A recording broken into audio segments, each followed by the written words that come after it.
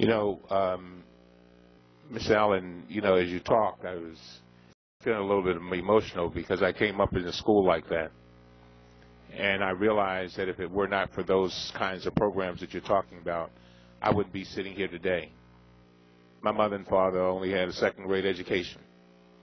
And we needed people like you to help us get to where we had to go. And, you know, I tell people that we only have a child. A child's only in the first grade, usually for 1 year. They learn to read by the end of the third grade, and then they read to learn.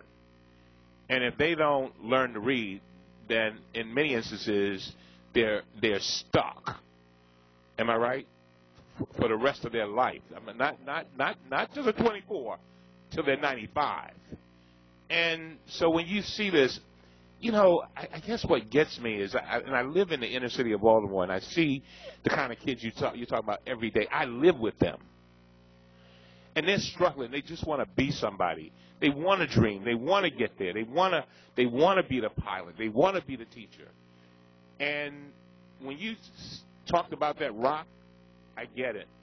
So, you know, I guess if you snatch, you know, I can't think of any other word but collateral damage. What happens to a lot of people, and that's why I'm so glad that you all have come to put a face on all of this. These are people. These are their lives. You know, they're struggling. They're just trying to make it. They're not trying to, trying to take anything away from government. They're just expecting government to do what government is supposed to do. And they want to become taxpayers and significant citizens in our society. And I guess, you know, I just want to thank you for putting a face on that. Because I think we sometimes forget that. The president has a term that I wish I had invented it. He talks about an empathy deficit. And sometimes I wonder about our empathy. But would you comment? And I know my time is running out, Mr. Chairman.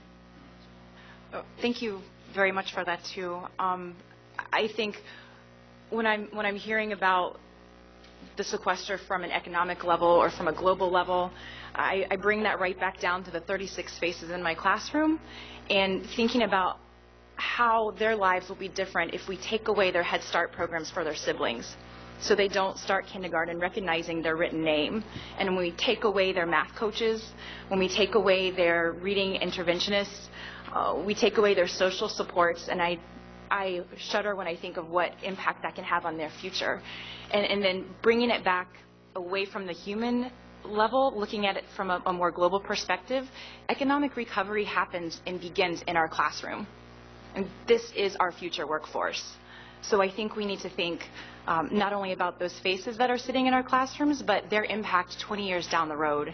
And not only do they deserve a wonderful education, but they deserve a great future for themselves and their families, but also to help be productive citizens of our country. Thank you, Mr. Chairman. Thank you.